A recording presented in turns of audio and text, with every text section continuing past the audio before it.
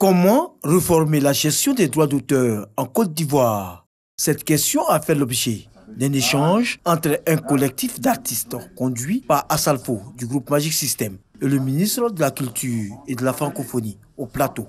Au cours de cette rencontre, ces artistes ont plaidé pour la mise en place d'un comité scientifique de réflexion. Le droit d'auteur, c'est la propriété de l'artiste, c'est l'exploitation de l'artiste.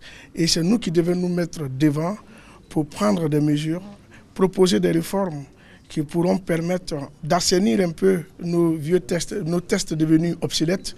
Il faut une mise à jour.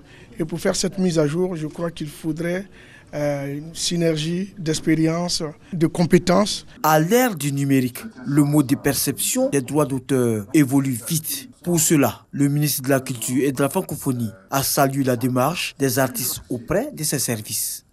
La Côte d'Ivoire travaille à ce que le Buruda soit entre les mains des artistes.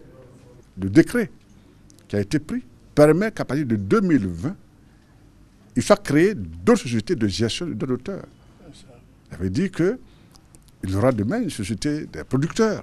Donc il faut préparer la naissance de ces sociétés. C'est ce qui justifie leur présence.